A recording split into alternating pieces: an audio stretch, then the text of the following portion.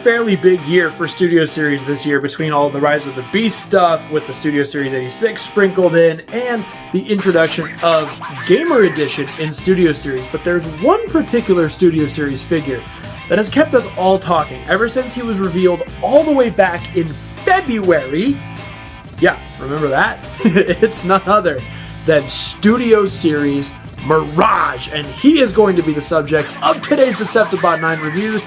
Let's go ahead and see. Is he as bad as everyone on the internet says he is? I don't know. Let's find out.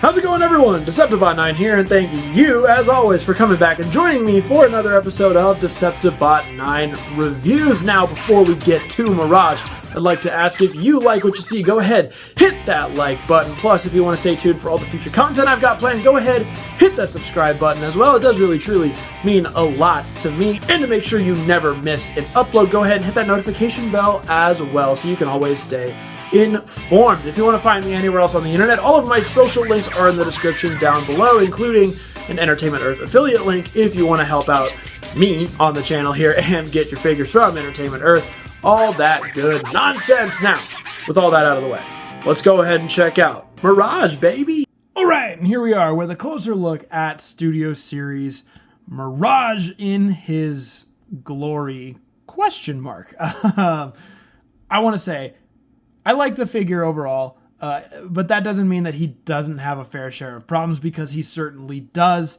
Number one here being all of this kibble, which I've heard rumors that part of it is due to the way Porsche wanted their vehicle mode to be. Like they couldn't break up the doors at all for some reason. And so it's a licensed vehicle mode, so there had to be some compromises taken, I guess, in the robot mode. But for the most part, I do enjoy the robot mode. I like the bulkier proportions of the figure versus what he looked like in the film. Not to say the film model was bad, but there's something about the bulkiness of him here that I quite enjoy. But I do think the film model worked out for the character very, very well. So enough of that. Let's go ahead, get a closer look here at some of the details on Mirage in his robot mode. All right, we'll start up here with the head sculpt, which I think is just absolutely gorgeous. Very, very reminiscent of his appearance on screen. It looks fantastic all the way around. All the little bits and details going on there. Plus, he's got his little headphone piece happening there. They painted the blue up here at the top, which looks nice. He's got light blue eyes, silver painted face as well. Very, very awesome on the head sculpt. And then you can see some of the details of, you know, the film model here, like on his neck piece, his little chest thingy. They get a little washed out just due to the way that the chest forms, because like in the movie, this was like one flat piece on his chest, but here it's sort of built out from the actual hood pieces. So it does, you know, look a little different from the movie, but I do wish there was a little bit of paint or something here to help some of those details pop up. But you can see he's got headlights painted up here, got some molded detail here on the shoulders, the faux headlights, because that's where the headlights go in the robot mode in the movie. But as you can see, they're sort of resting up here above his shoulder. You can see the detail in his arms. Got some blue paint, gray paint, and arms from the lower elbow are done all up in clear plastic because they're the windows for the vehicle mode, which is a little concerning for the longevity of them. I think the clear plastic problem has been solved as of late, but still, I wish it was clear, or not clear. I wish it was solid plastic with a clear window on there. It would help the sort of details on the arms pop just a little bit more. And the fist there looking nice, and you can see he's got his little belly section here, and moving down his leg sections, which look fairly similar to how they looked in the movie at the top part here, and then you start to lose it down here as it just kind of gets a little kibbly, a little wonky. There's the feet details on there, and then, of course, the piece of the Porsche right there on the feet. And not much to say about the back. There is a lot of kibble there. There is some, actually, detail in the back piece right here, but it's all clear plastic, so it's kind of hard to see, kind of hard to make out. But I mean, overall, details in Mirage's robot mode aren't too bad. There's certainly a need for more paint in some areas, but Again, I'm going to say a lot of that went to painting the vehicle mode because they, I think, just wanted to focus more on the vehicle mode for this figure, which is rare. Usually they focus more on the robot mode, but because this is a licensed Porsche mode, which is the first time we've ever gotten a licensed Porsche Transformer, which is a great thing and it's a cool milestone. But there is, compromises happened here. Not going to talk much about accessories. The only one that he does have is his little hand cannon, which you can see here is just molded all up in a sort of gunmetal-y gray with some details on the top. Nothing there in the front, and I don't even think you can fit blast effects in there. I think it's a little too big for blast effects. Big open spot down here on the bottom because it just plugs into the hand to emulate the fact that it transforms out of his hand, and you can do that in either hand. So either hand can hold the weapon, whichever one you would like it to have. And then there is no other storage for it as far as I can find.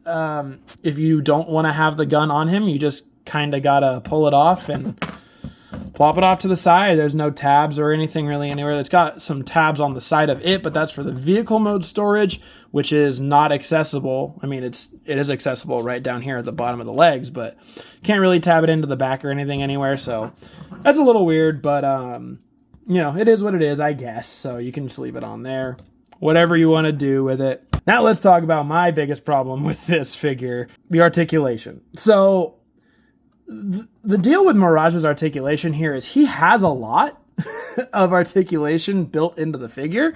It's just that there's so much happening back here that you can't really do a lot of dynamicness with it. A lot of the time you can get some. You just have to do a lot of kibble movement and kibble management. So up here at the head is on a ball joint, so you can swivel all the way around like that. You can look up that far, down that far, normal stuff. Arms here are on a ball joint. They go all the way around. They go up this far, and due to the transformation, there is an extra hinge. You can get it going up like that if you wish, and you can swivel it here at the bicep. Elbow bend does go a little bit over 90, so that is nice. Wrists do have a swivel as well. All the top half stuff, fairly, straightforward, fairly standard. Here's where it starts to be a problem. He has a waist swivel, which you do use in transformation, but between the doors on the legs and this piece on the back, it usually only goes,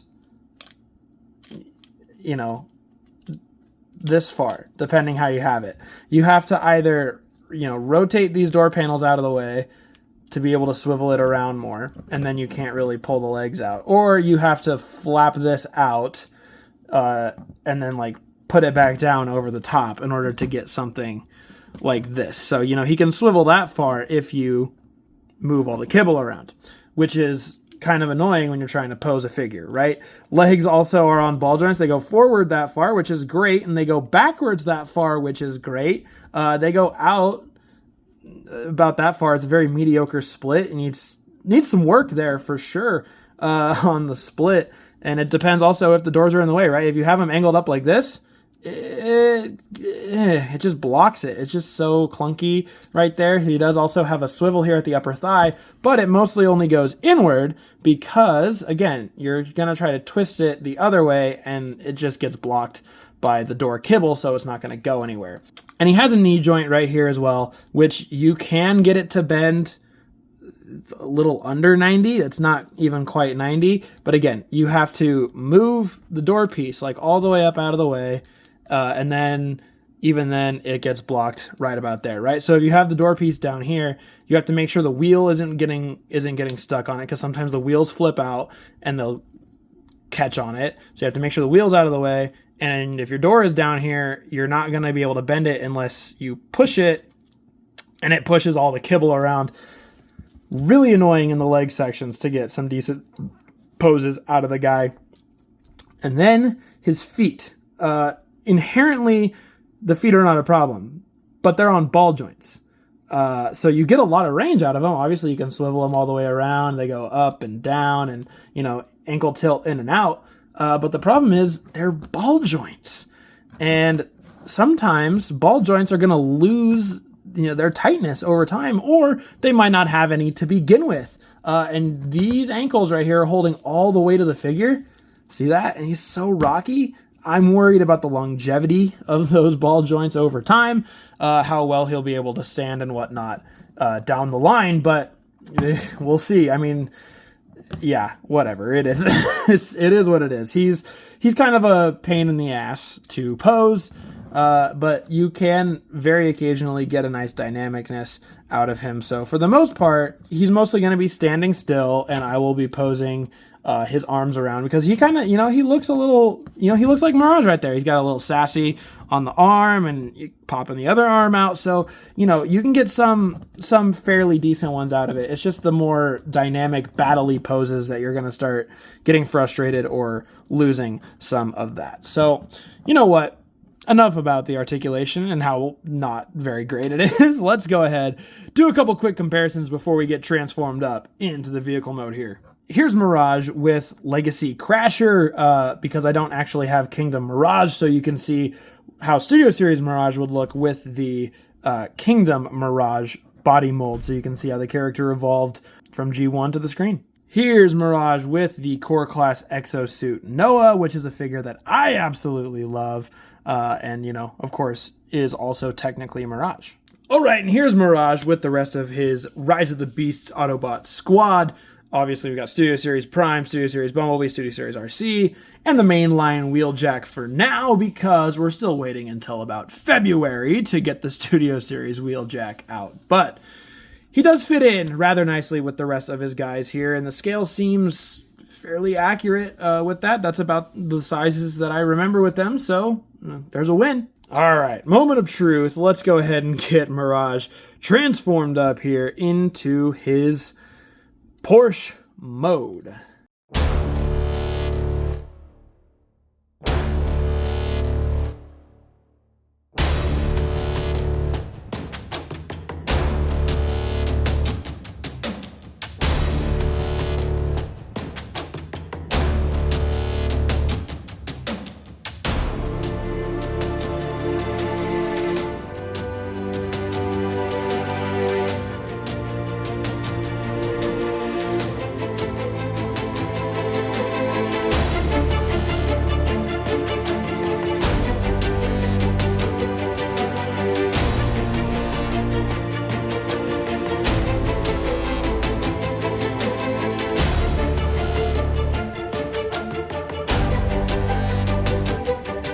I do want to jump in here really quick with a quick note.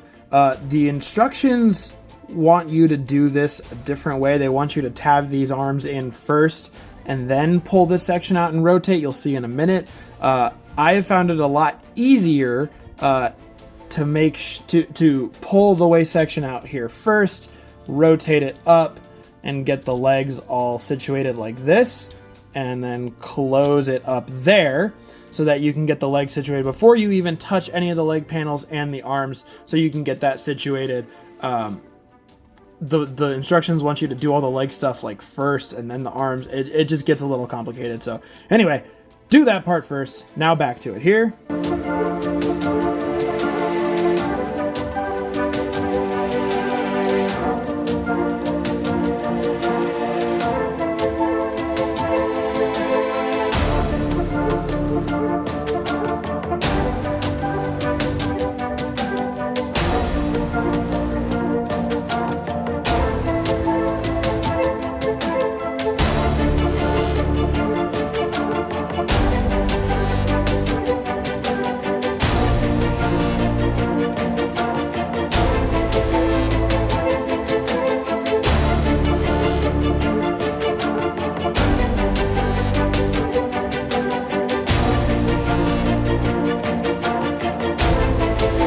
All right, another thing that I want to stop and point out here is the instructions tell you to get this piece fully clipped up and locked in here on the leg on both sides, and then come down and smack that whole roof assembly into the piece here. It's very difficult to do that. So I had to follow what MGO suggested, and what MGO says is leave these pieces up because there's a little lip in there that you want. Also, you got to try to make sure that everything stays aligned, which is a task. So then you can see that these pieces here on the roof have a little lip on the downside, so that if you bring this down like so, and you leave these wheel well pieces up, then as you rotate them down, the clip will actually catch into the piece, and then you can combine everything there. Sometimes it will still slide out, but you can just snap it right back in once you've already caught the piece. There. All right, we're almost done. Let's continue.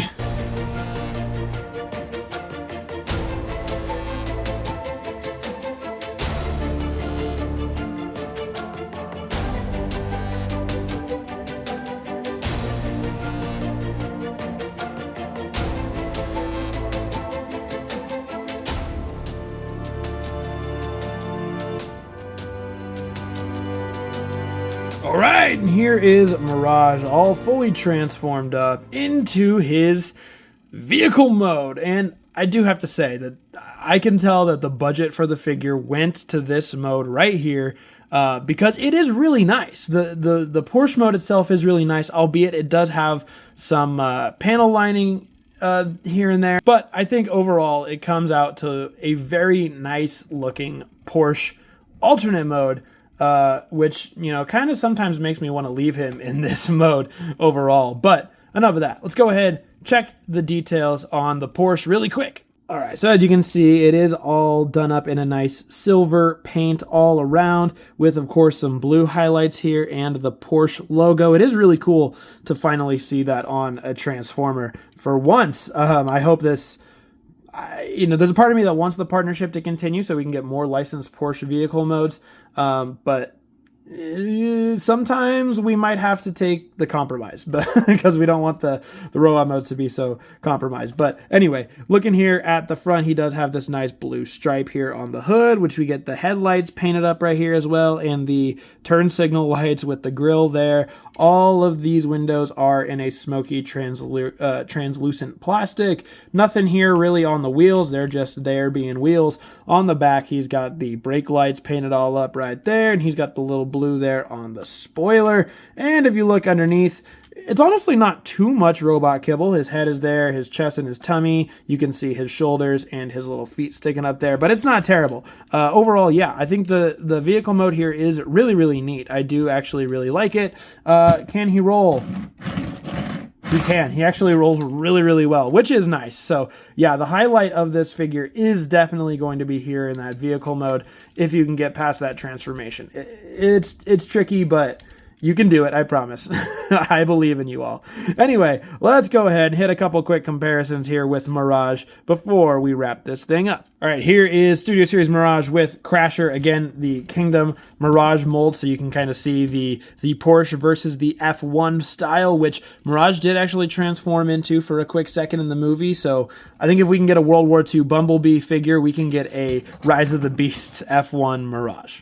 And here he is with Noah Diaz, the exosuit version, who has a little jet, quote-unquote, alternate mode, which, you know, doesn't appear in Mirage form or in exosuit form, but still actually kind of fun to have these two side by side like this. It would be a cool little team-up adventure if they both were alive with this armor and whatnot. You know what I mean. And of course, you got to get the whole Autobot crew in here if RC wants to stand up.